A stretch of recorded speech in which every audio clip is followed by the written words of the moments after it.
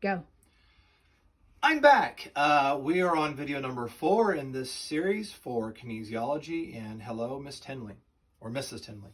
Actually, it's Mrs. Ortiz. But anyway, for this particular video series, we're going to be talking about muscles as they work together. They're antagonist and agonist, or agonist and antagonist.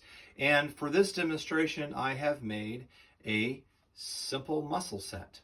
Okay, so what I mean by agonists and antagonists is each joint has at least one muscle on each side. It's actually way more complicated than that. But for the sake of this demonstration, we're keeping it down to 2. Okay, the blue and the red. So let's give you an example on the body. So when I flex my bicep, pathetic as it is, what happens is the bicep shortens and the tricep lengthens. Both muscles in this case contract because of the nature of the movement. Okay, so the triceps lengthened, it's not as tight, and the biceps are really firmed up. So if we were to see this on the model, what happens is the arm flex, the bicep shortens, okay, and the tricep lengthens.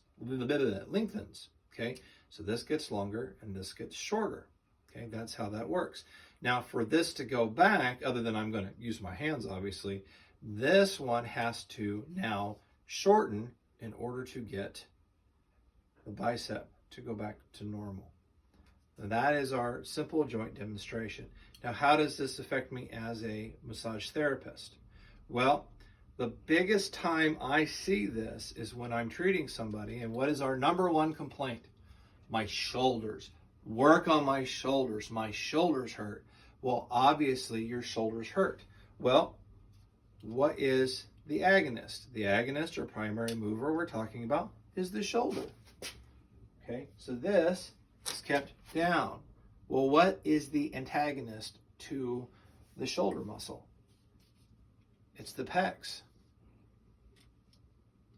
So what happens, again, we talk about that. If the pecs are kept elongated, or no, if the pecs are kept short, if the pecs are kept short, these muscles here, I'm going to forget the model for a second. If the pecs are kept short, they're short, right? So these are long, and these are tight, and they hurt, and these are short, and they're getting ignored, and they're being pulled down. So if we treat the back, we are supposed to be aiming to get the back and shoulders to do this. We want to get them to fill out. If I stay that way, what happens to the chest? The chest, the pectoral muscles that balance this are stretched out.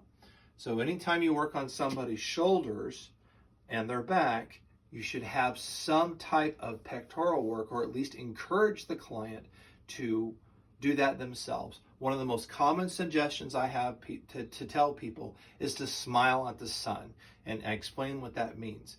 I explain that little process there, and I tell people, you want to pull the pecs out. You want to look up. Now, what am I doing when I'm looking up? Am I just using my neck? No, I'm leaning back. All this is up.